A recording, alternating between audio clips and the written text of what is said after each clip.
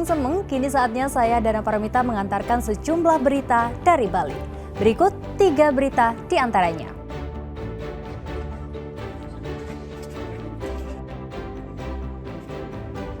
Seorang warga negara Australia tewas ditembak orang tak dikenal di salah satu villa di Munggu, Badung.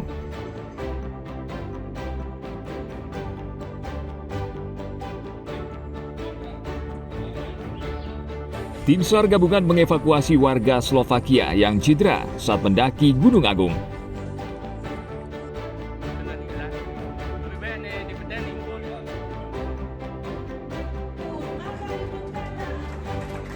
Ratusan peserta dari 45 negara bertemu di pameran pariwisata internasional Bali and Beyond Travel Fair ke-11 di Bali International Convention Center, Nusa Dua, Badung.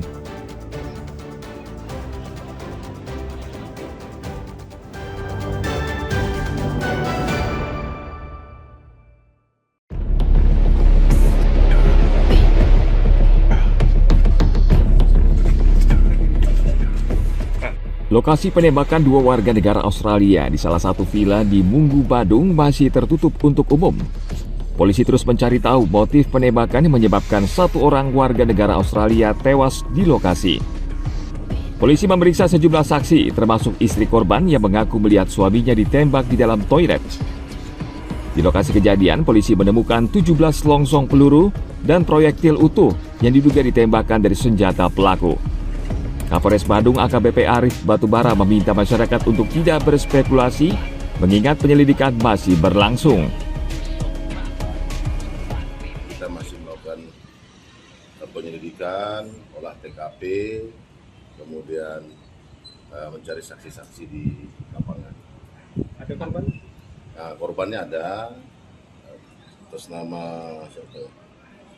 Ada 2 korbannya atas nama Zivan Radminik, warga negara Australia, sama Sanar Ganim, warga negara Australia.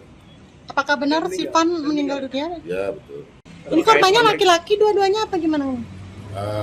Laki-laki. Laki-laki dua-duanya ya. Yang satu lagi korbannya kondisi seperti apa nih? Yang satu korbannya tidak terlalu parah, cuma mungkin ada bekas pukulan. Ada saksi yang dipanggil? Nah, sampai sekarang masih kita kumpulir di lapangan karena informasi kita terima juga baru pagi. Hasil identifikasi Polres Badung dan Inafis Polda Bali, pada tubuh korban Zivan Rahmanovic terdapat 1 luka tembak di telapak kaki kanan, 2 luka tembak pada dada kiri dan luka robek pada bagian pelipis, hidung dan bahu kiri. Jasad korban saat ini berada di RSUP Prof. Ngurah. Sementara 1 korban lagi, Sanar Ganim, saat ini masih dirawat di rumah sakit. Ia mengalami luka pada bagian kepala kiri, punggung, serta luka di kaki dan tangan.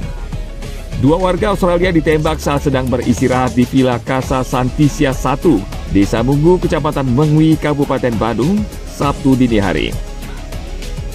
Putu Setiawan melaporkan dari Badung.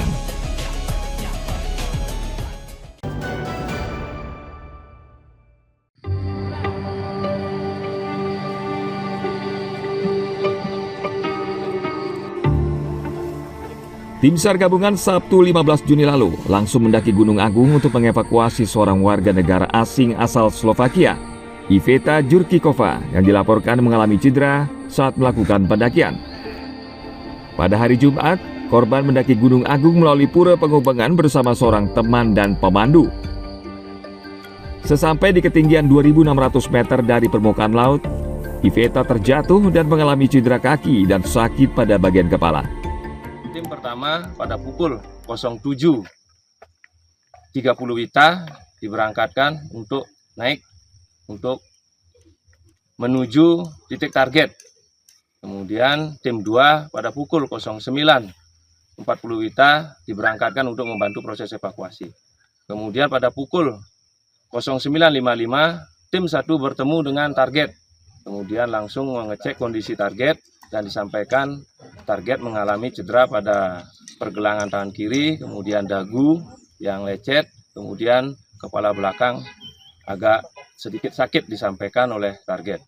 Kemudian target dievakuasi bersama tim SAR gabungan pada pukul 11.05 WITA, target berhasil dievakuasi sampai di parkiran Puro Penghubungan. Kemudian dicek oleh tim medis dari Puskesmas Rendang, dicek kesehatannya, kemudian target atas nama Yvette Jursisova dinyatakan stabil kondisinya.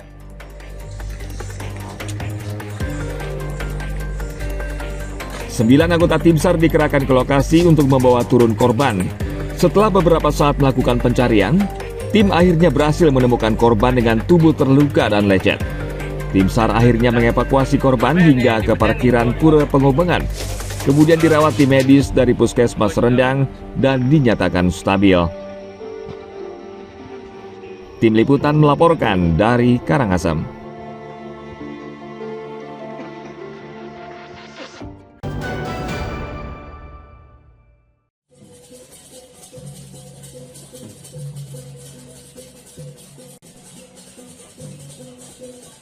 Partai Gerindra Kabupaten Buleleng melaporkan Kepala Desa Baturiti, Imade Suryada, ke Mapores Buleleng Jumat 13 Juni lalu.